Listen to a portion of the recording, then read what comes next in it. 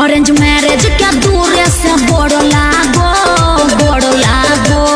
ठीक है कहतन जागो ग्राहक जागो लड़की लेकर भागो।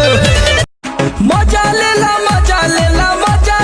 राजा हमसे दिन दोपहरिया हो तू दबा के कमरिया हो। महाराज के लोड नहीं सहबू तो कैसे ससुरा में रहबू।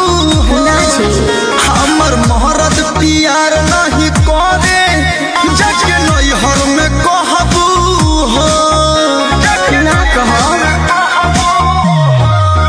तोनी कोमर दबा गए राजा तोनी तेलवा लगा गए राजा एक तो बॉडी में उठता दर्द।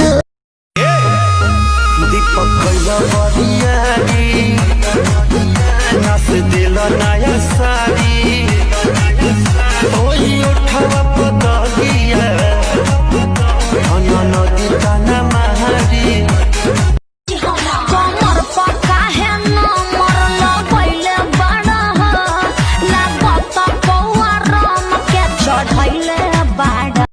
तोहार सारा मेहनत कइल पानी के जैसे बह गइल हमरा के राजा माफ करी लइका देवरे से हमरा लाजो न लागे तो है पूछे में ओई सोन बात हो।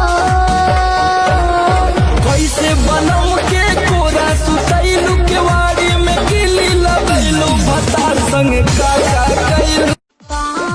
ये हो ए बोलू ऐसन सिचुएशन क्रिएट हो गइल शादी दीदिया के देवरे से सेट हो गइल।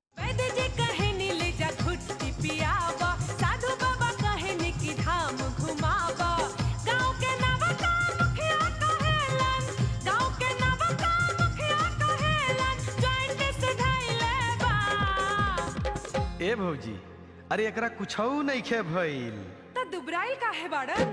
भौजी हो काथी कहीं बोला भौजी हो काथी कहीं एकरा लब लाइट से धैले बा।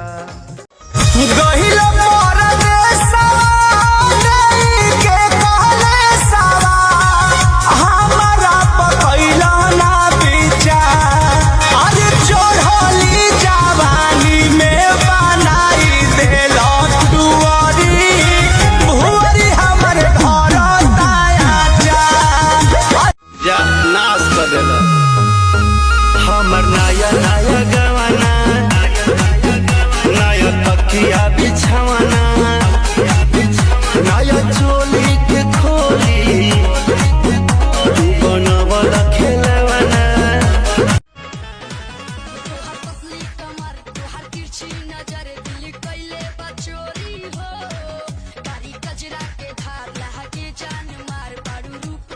का बताई नहीं तू बताई दा सुनो सुना सूट पहनेलू त धनी बका